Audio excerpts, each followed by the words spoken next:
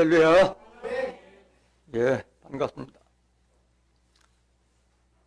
베드로전서 1장 23절에 기록되어 있기를 너희가 거듭난 것이 썩어질 씨로 된 것이 아니라 썩지 아니할 씨로 된 것이니 하나님의 살아있고 항상 있는 말씀으로 되었느니라 라고 기록되어 있습니다.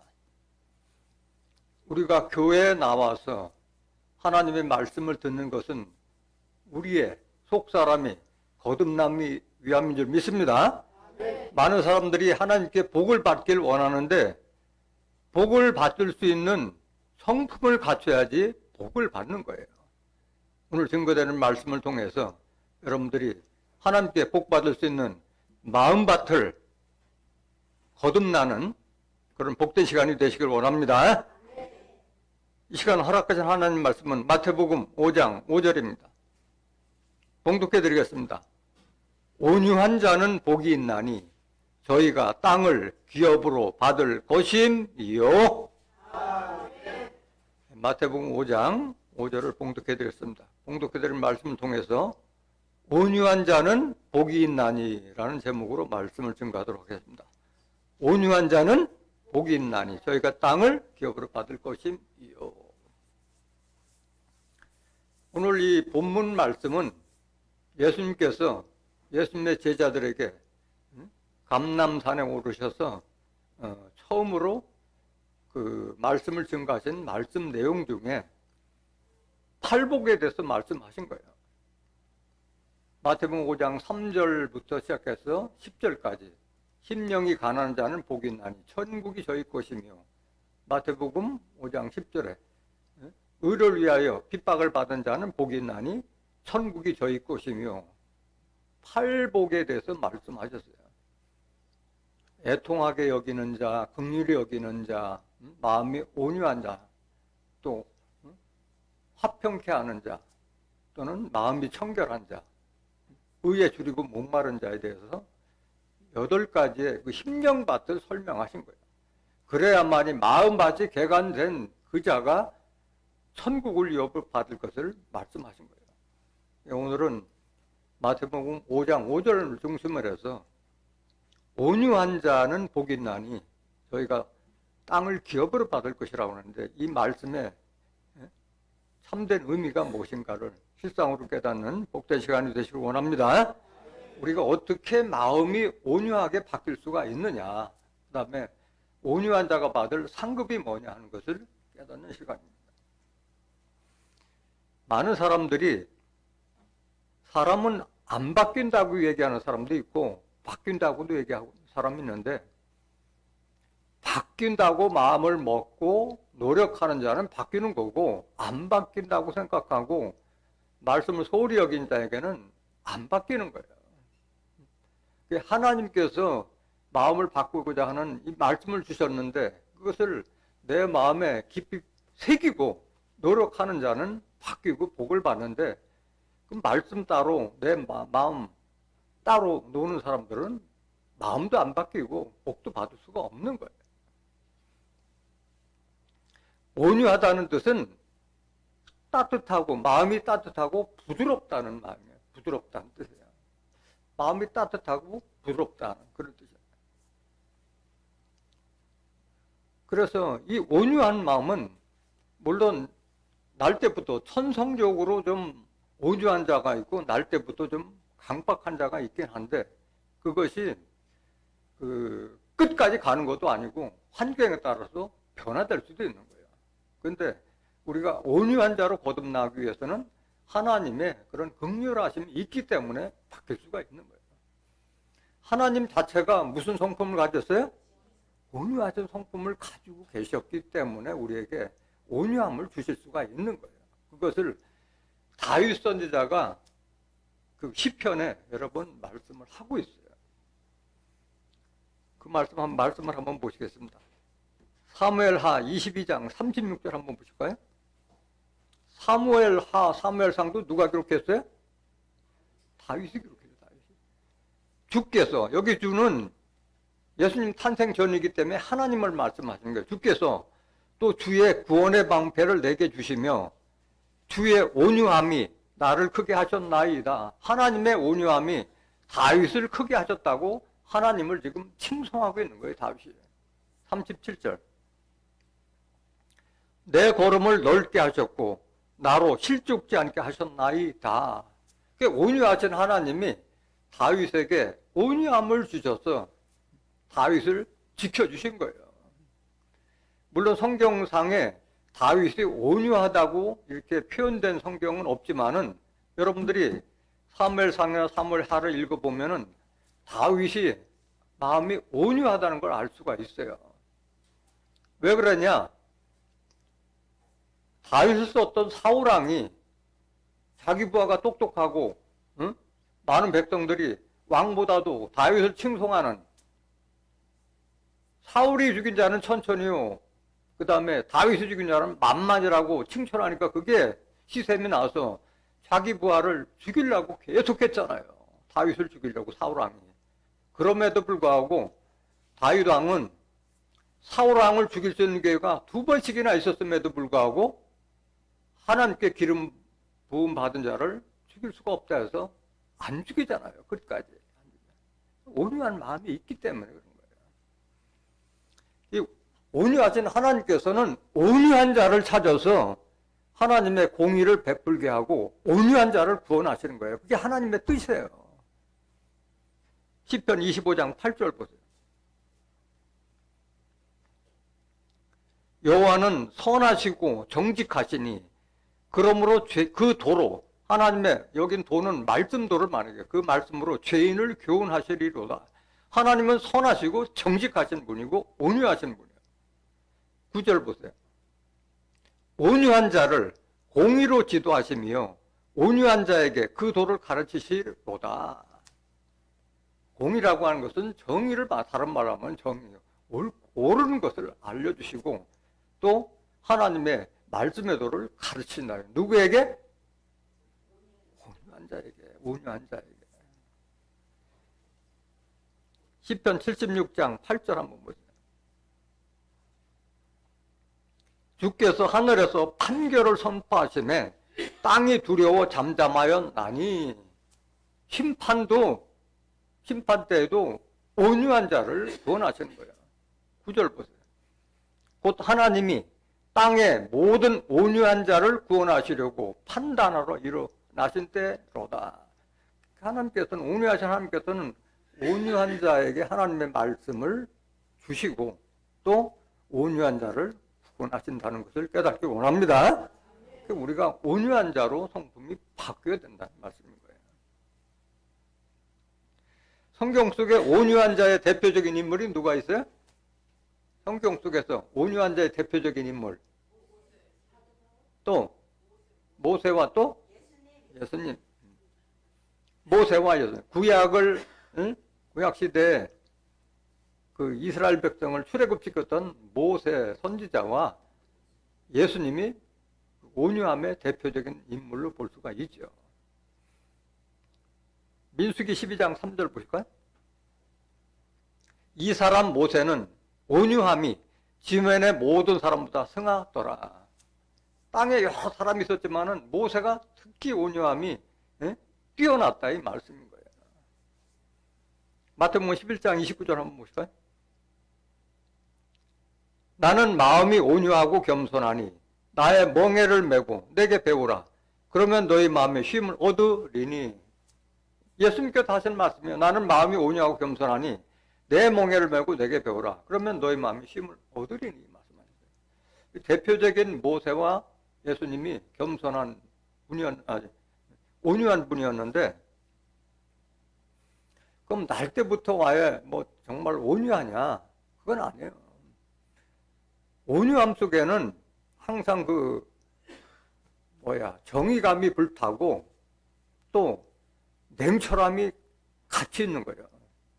모세나 예수님은 다 영적인 지도자였잖아, 지도자. 영적인 지도자가 갖춰야 될 마음가짐이 바로 온유한 마음을 가져야 된다는 거예요. 모세는 원래 히브리인이었잖아요. 그런데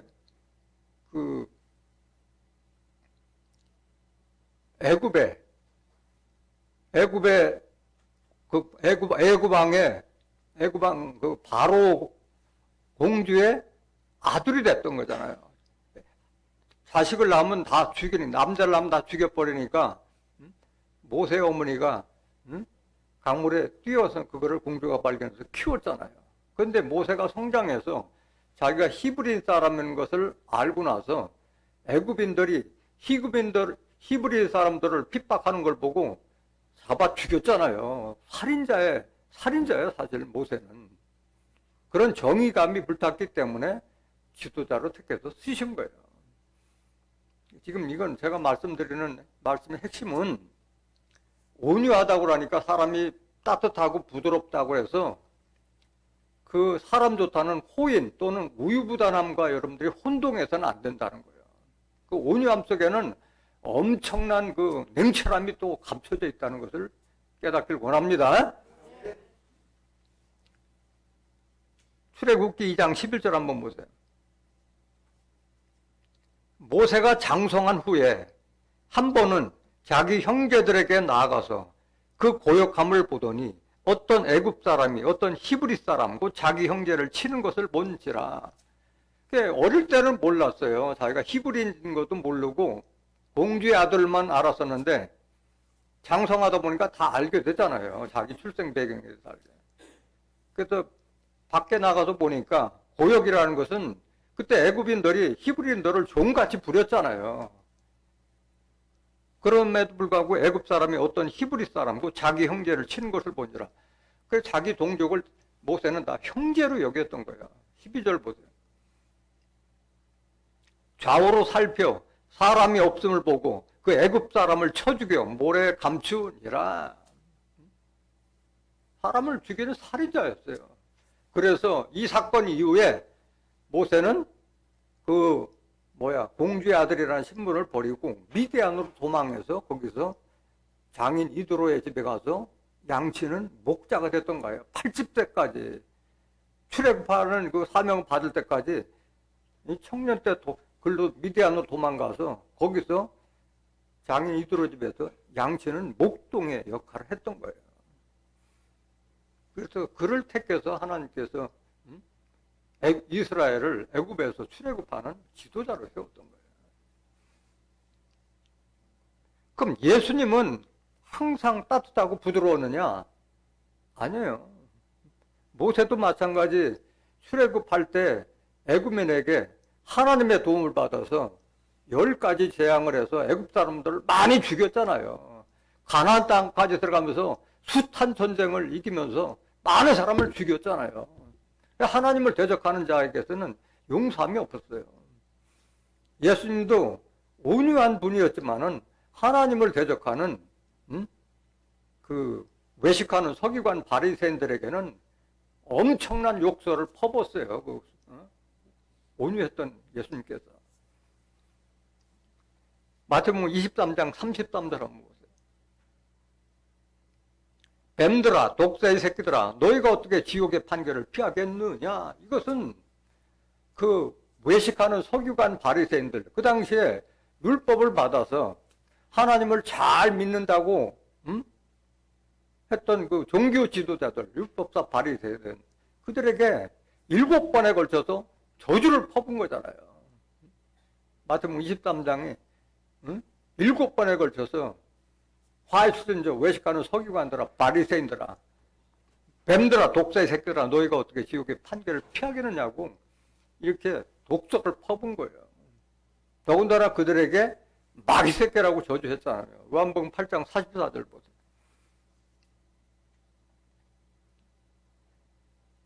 너희는 너희 아비 마귀에게서 났으니 너희 아비의 욕심을 너희도 행하고자 하느니라. 저는 처음부터 살인한 자요 진리가 구속이 없으므로 진리에 서지 못하고 거짓을 말할 때마다 제 것으로 말하라니 이는 저가 거짓말장이요 거짓의 아비가 되었음이니라. 유대인들에게 너는 마귀 새끼들이라고 경계한 거예요. 살인자 가인의 후예들 아니냐. 가인의 후예들은 너희는 진리가 없고 나 거짓을 말하는 거짓말장이라고 예수님께서 유대인들에게 퍼본 거예요. 독설을 퍼본 거예요. 그뿐만이 아니에요. 그뿐만이 아니라 하나님의 말씀을 전하면은 분명히 믿는 자들 중에서도 분쟁이 있을 것이다. 응? 가족 중에서도 서로 분란이 있을 것을 예수님은 알면서 말씀 전한 거예요. 내가 너에게 화평을 전하본 게 아니라 검을 주러 왔다. 응? 부모나 자식을 나보다 더 사랑하는 자는 내게 합당치 않다. 자기 십자가를 지고 나를 따지 않으면 내게 합당치 않다고 그렇게 냉정함을 말씀하셨던 분이 예수님이에요. 마태복음 10장 34절 보세요.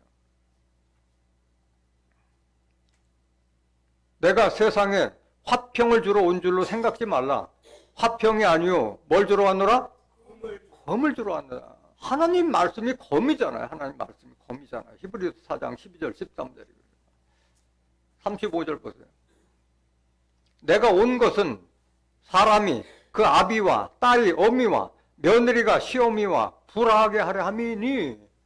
예수님은 이거 솔직하게 말씀하신 거예요. 하나님의 말씀을 내가 전하러 왔는데 그 말씀은 아비와 딸과 집안 식구끼리 불화하고 원수가 되게 된다는 것을 알면서 전하신 거예요. 36절 보세요. 사람의 원수가 자기 집안 식구리라. 이 말씀 때문에 원수같이 지나게 된다는 것을 아셨어요. 예수님도. 믿는 자와 믿지 않는 자와 영이 다르기 때문에 말씀하신 거예요. 37절.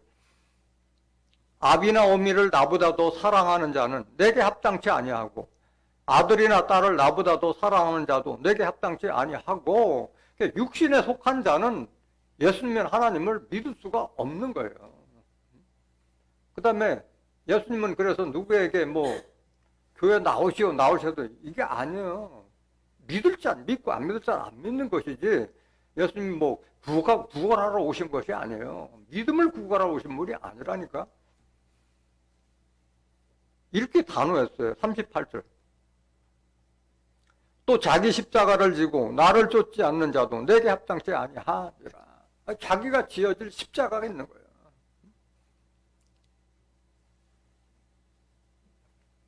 그래서 예수님은 자기 식구한테도 아주 냉정했어요. 자기 식구.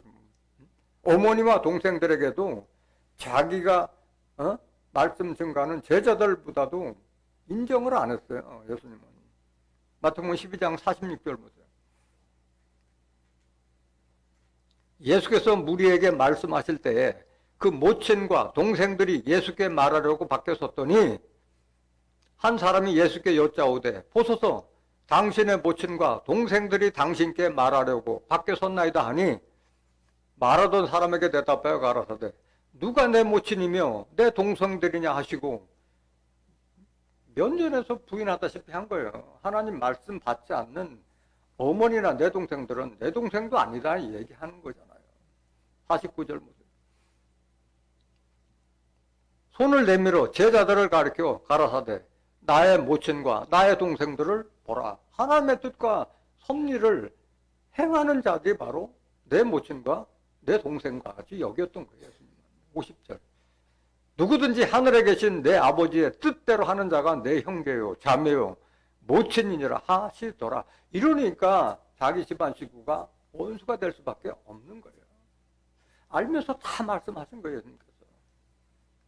여러분들은 무슨 하나님이나 예수님이 무슨 믿음을 부걸하러 오신 것이 아닌 거예요. 영적 세계가 육적 세계가 다르기 때문에 이 혈육의 뜻에 의해서 하나님을 믿고 예수님을 믿는 것이 결코 아닌 거예요. 여기서 벗어나야 된다는 걸 말씀하세요.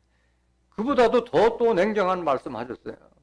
예수님은 그래서 아무나 데리고 쓴 게 아니에요. 내가 당신을 따르겠나 했어도 예수님은 합당치 않으면 거절했어요. 예수님은. 누가복음 9장 57절 보세요.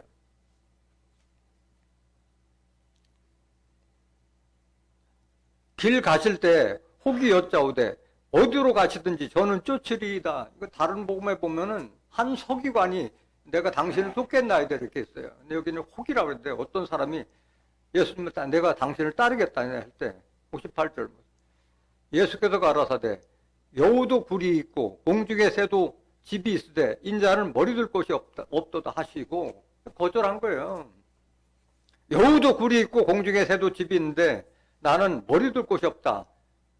난 집도 절도 없다. 이게 외형적인 거지만은 이 실상의 말씀은 머리 둘 곳이 없다는 것은 내 말을 받아줄 수 있는 그릇이 안 되기 때문에 받아줄 수 없다는 그 뜻인 거예요.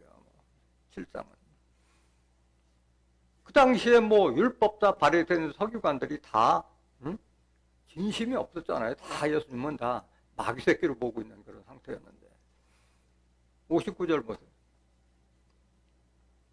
또 다른 사람에게 나를 쫓으라 하시니 그가 가로되 나로 먼저 가서 내 부친을 장사하게 허락하옵소서.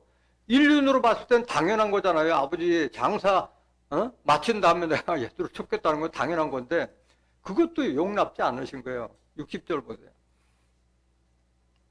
가라사대 죽은 자들로 자기의 죽은 자들을 장사하게 하고 너는 가서 하나님의 나라를 전파하라 하시고 이렇게 냉정하셨던 분이에요. 61절. 또 다른 사람이 가로되 주여 내가 주를 쫓겠나이다마는 나로 먼저 내 가족을 작별케 허락하소서. 예수께서 이르시되 손에 쟁기를 잡고 뒤를 돌아보는 자는 하나님의 나라에 합당치 아니하니라 하시니라. 그래서 우유부단한 사람이라든가 육신의 정에 이끌린 사람들은 예수님과 하나님을 진정하게 섬길 수가 없는 거예요.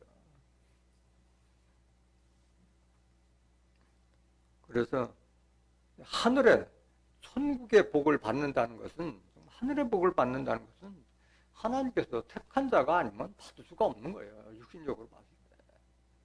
얼마나 냉정해요. 그래서 온유함 속에는 그렇게 정의감이 불타고 확실한 냉철함이 함께 어우러지는 것을 지도자는 그런 성품을 가져야 된다는 거예요.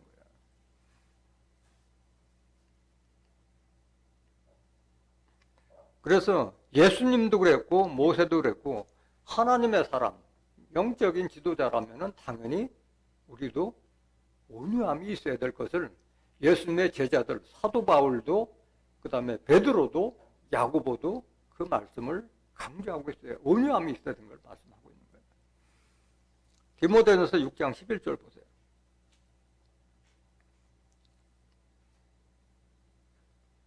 오직 너 하나님의 사람아 이것들을 피하고 의와 경건과 믿음과 사랑과 인내와 온유를 쫓으며.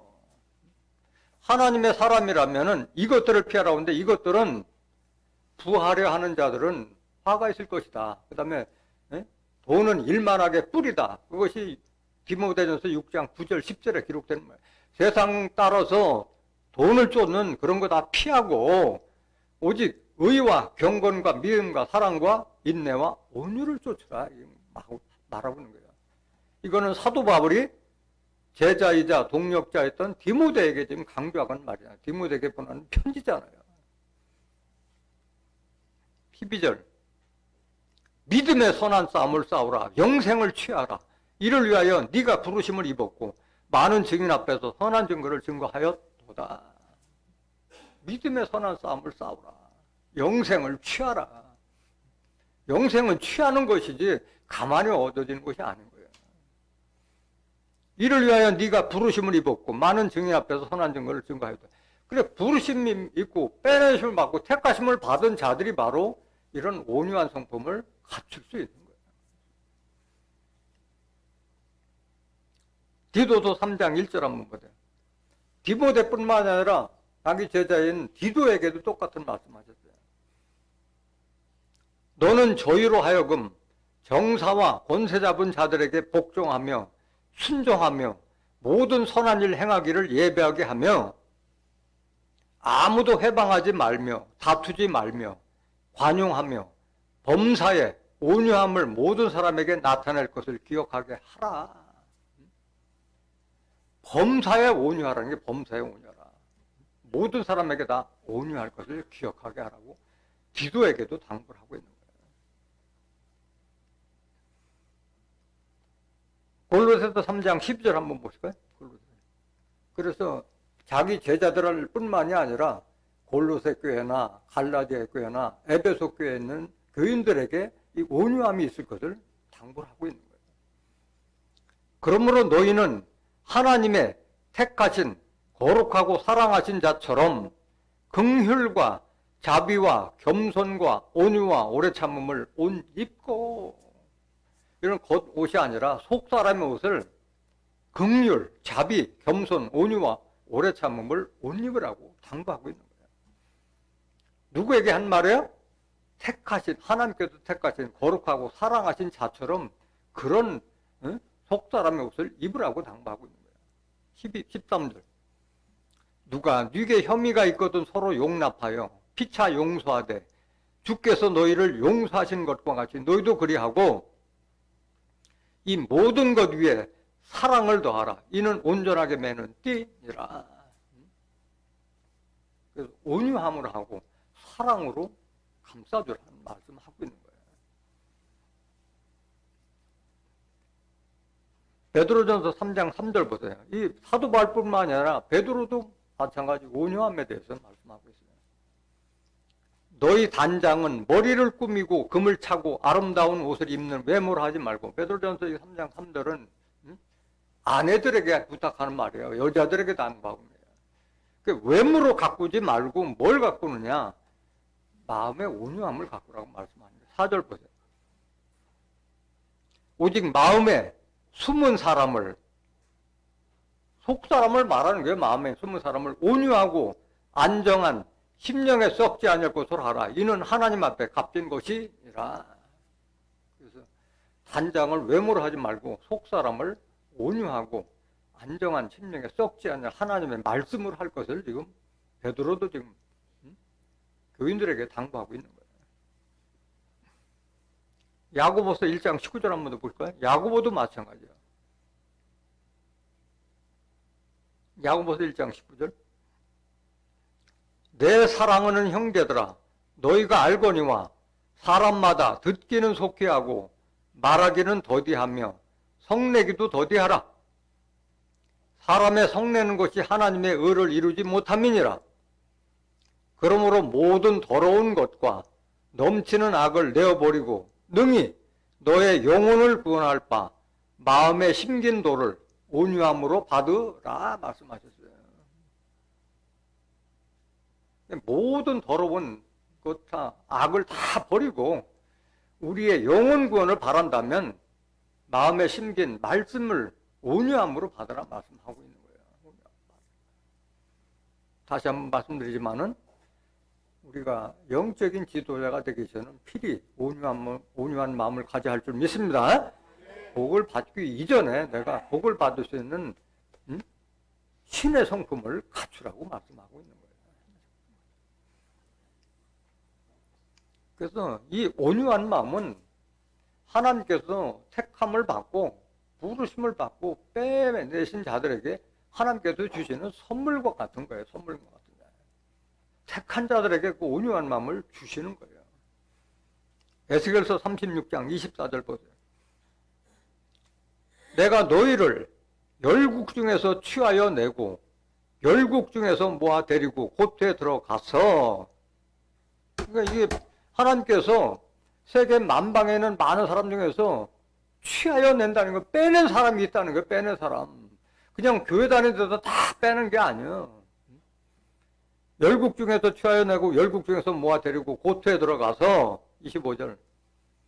맑은 물로 너희에게 뿌려서 너희로 정결케 하되 곧 너의 모든 더러운 것에서와 모든 우상을 섬김에서 너희를 정결케 하실 것이며, 빼낸 자들에게 맑은 물로 너희에게 뿌려서 너희를 정결케 한다.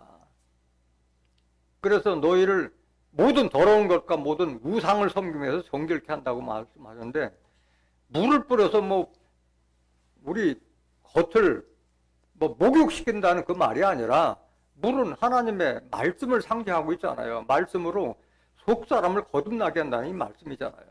신명기 32장 2절 보세요. 나의 교훈은 내리는 비요, 나의 말은 맺히는 이슬이요, 연한 풀 위에 가는 비요, 채소의 단비로다. 이렇게 물, 비나 이슬과 같은 이 물은 바로 우리의 속사람을 거듭나게 해주는 하나님의 말씀이라는 것을 깨닫기를 원합니다. 그 말씀을 통해서 내가 거룩한 모습으로, 온유한 모습으로 바뀌어가는 걸 말하고 있는 거예요. 그 다음에 모든 더러운 것과 우상을 섬김에서 제하여버린다고 그랬는데, 우상하면 많은 사람들이 우상하면 부처나 목상, 석상, 선앙당 그런 걸 생각하는데, 성경에서 말하는 우상은 그걸 말하는 게 아니에요. 거짓 선지자, 말씀 없는 선지자를 우상으로 비유하고 있는 거예요. 이사야서 41장 29절 보세요. 과연 그들의 모든 행사는 공허하며 허무하며 그들의 부어 만든 우상은 바람이요 허탄한 것뿐이라. 그들의 부어 만든 우상은 뭘로 비했어요? 바람으로 비했고 허탄한 것이라는데, 그럼 바람은 뭐냐? 우상이 바람인데 바람만 알겠어요? 바람이 우상이라는 게 비유잖아요. 우상도 비유고 바람도 비유잖아. 바람을 알면 우상의 실상을 알 수 있는 거예요. 예레미야 5장 13절 보세요. 선지자들은 뭐라? 선지자들이 바람. 말씀 없는 선지자가 바로 바람 선지자예요. 여러분들 세상에서도 나 바람 맞았다고 그러잖아요. 거짓 약속을 당한 것을 바람 맞았다고 그러잖아요. 선지자들은 바람이라. 말씀이 그들의 속에 있지 아니한즉 그같이 그들이 당하리라 하느니라. 말씀 없는 선지자를 바람 선지자로 비한 거예요. 결국은 그들이 당하리라, 그같이 당한다는 것은 심판받을 수밖에 없다는 거예요. 이런 거짓 선지자, 말씀에 하나님의 말씀을 모르는 거짓 선지자를 따라가면은 같이 심판받게 될 수밖에 없는 거예요. 에스겔 36장 25절 다시 보세요.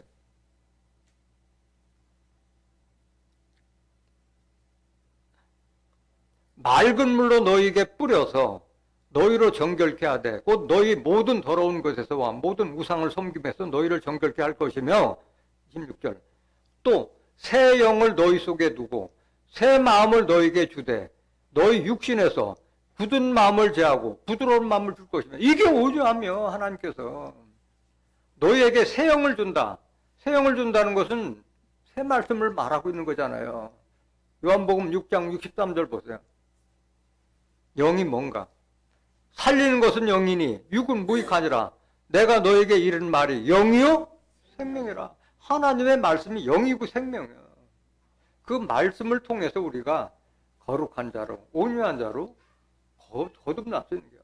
그 말씀 속에 따뜻함과 부드러움이 감춰져 있는 걸 말하고 있는 거예요. 에스겔 36장 26절 다시 보세요.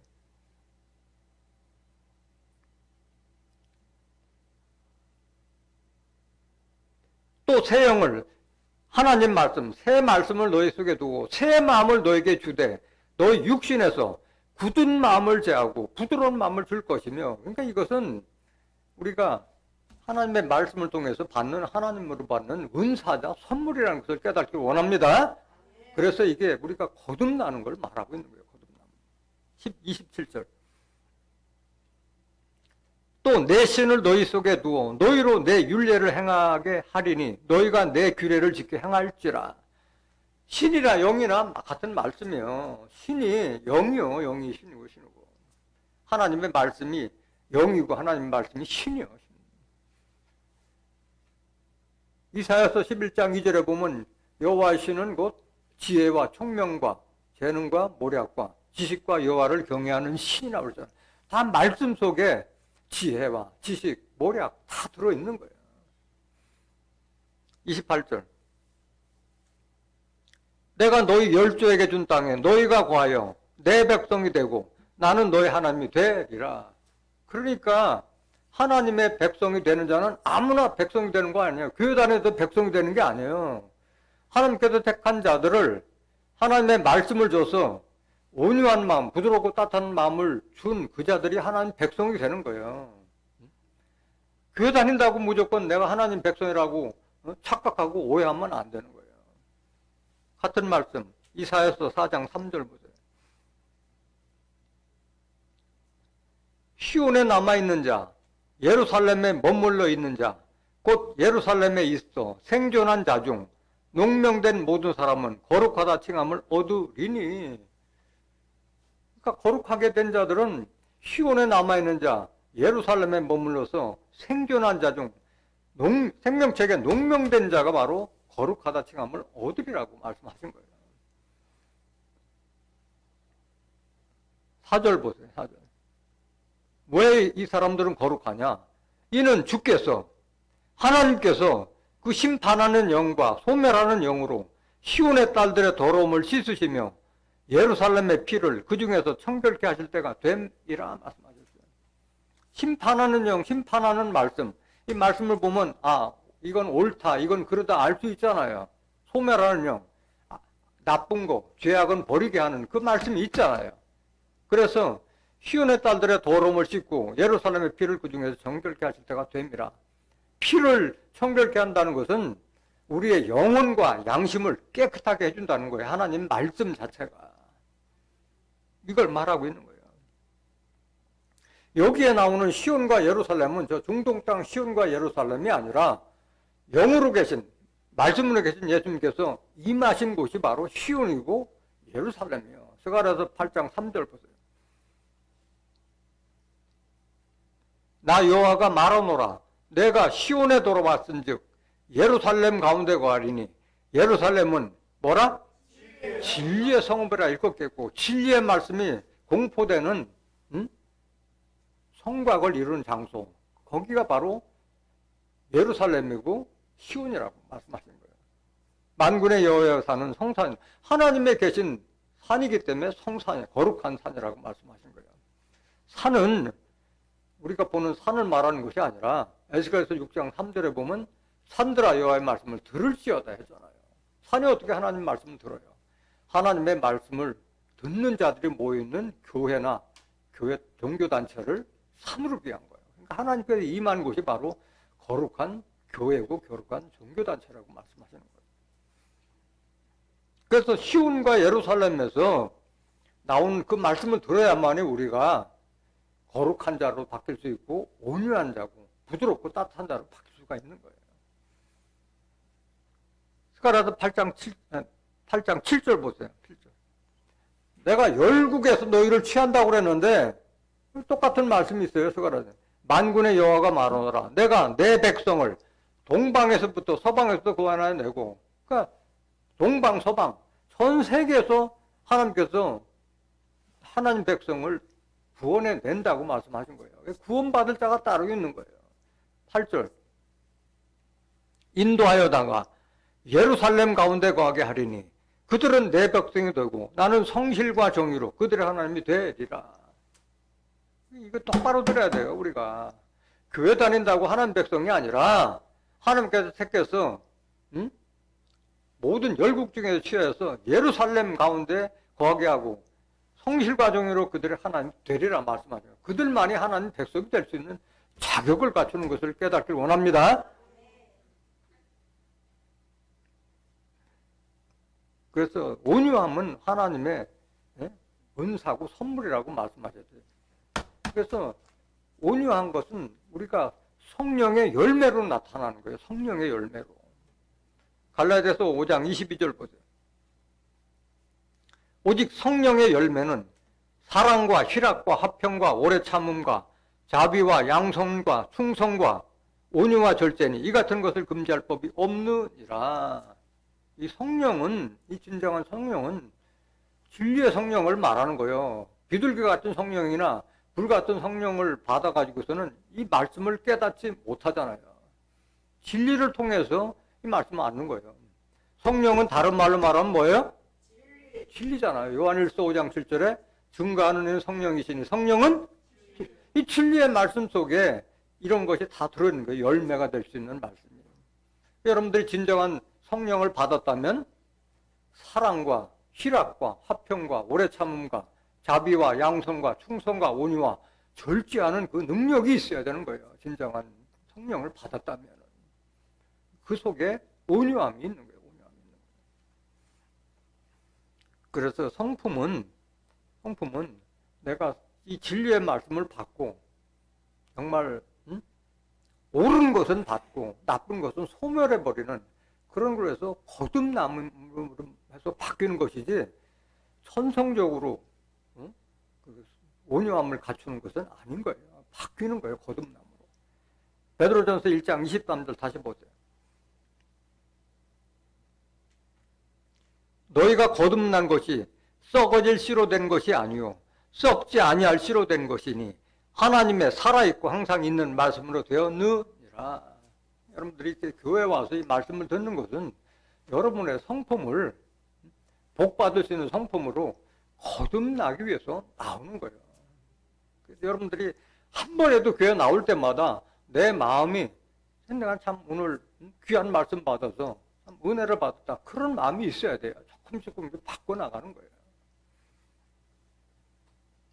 이 온유함은 하나님의 말씀을 받은 사람들이 당연히 취해야 될 사랑의 일부예요. 사랑의 온유함은 사랑이에요. 사랑으로 나타나는 거예요. 고린도전서 13장 4절 보세요.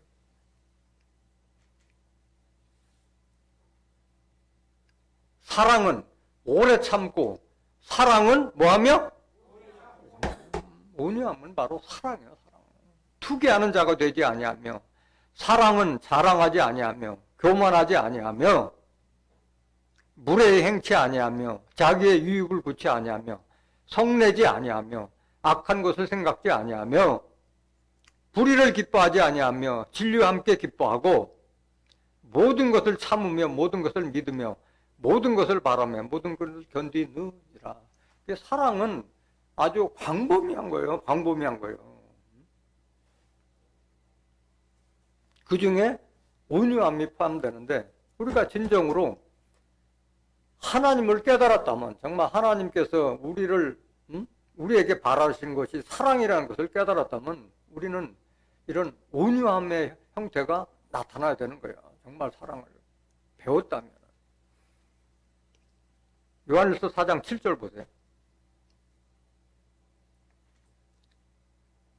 사랑하는 자들아 우리가 서로 사랑하자. 사랑은 하나님께 속한 것이니 사랑하는 자마다 하나님께로 나와서 하나님을 알고.